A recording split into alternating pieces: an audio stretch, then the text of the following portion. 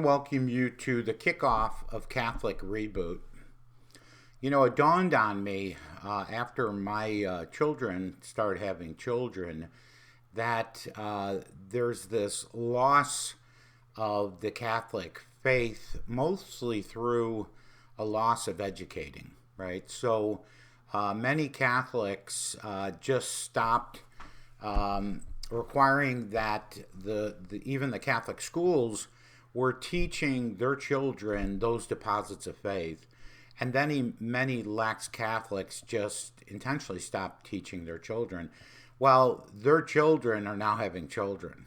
And it dawned on me after seeing my daughters, and now I'm up to a 5-time grandfather, that they will come more and more and ask about certain things of their Catholic faith. And it's amazing to me how many of the faithful I see out there, even from my generation, that have forgotten those certain dogmas of the faith. They've forgotten the traditions of the faith. And it's kind of interesting. I pose this question to many Catholics who decide to leave the Catholic Church for a non-denominational or a fundamentalist or a Protestant religion or faith. I'll say, how can you hand in the beautiful gold bar of your Catholic faith for something like a plate of tin, right? And the reason I say that is for over 2,000 years, our church has done fantastic things. The amount of theological training, the amount of development in the liturgy and the sacred music and the research over this 2,000 years is pretty much been going in the cancel bin for quite a while. And I'd like to point the start of that back to Vatican II in the 60s.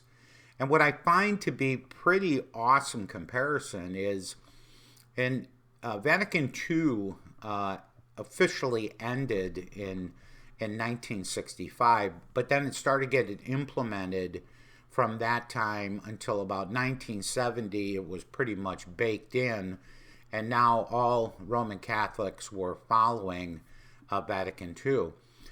Somewhat at the same time, in 1968, there was what they call a gold pool collapse, and a lot of countries like Britain and Germany and France came to the United States and wanted to start cashing in dollars for physical gold, right?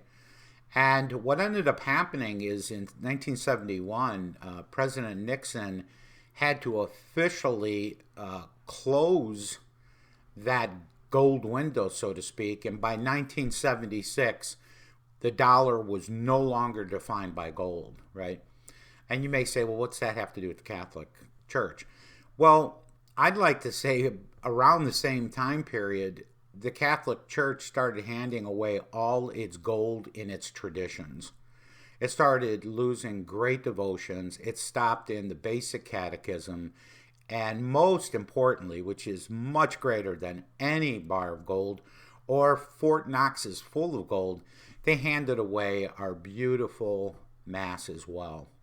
So, not to go negative, I started this podcast as a way of rebooting our Catholic faith and understanding to a generation that may never have learned about it, and provide these great traditions and kind of hold on to the collar of Catholics to say, wait a minute, don't be taken off so soon, because you don't know what you're doing is you're handing in your gold for a piece of tin.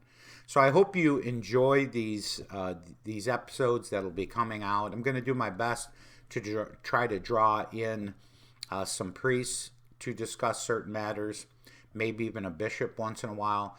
But primarily, I'm going to just give you my deposit of faith. I would love to have an interaction. Again, you can see by my background, there's nothing fancy going on here.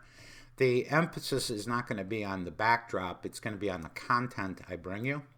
But I'll try to provide my email address so that you can, if you want, email me either for copies of something I said, or if you have a basic question around the faith, or a basic question of catechism as well.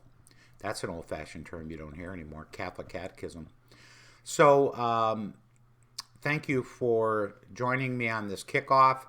Much like Dan Bongino starts with a boxer's bell, I start with church bells. So I guess I'm ripping them off a little bit there. So thank you, and hope to see you in the upcoming episodes of Catholic Reboot. And if you don't mind, please subscribe, and would love to hear from you as well. Thank you so much.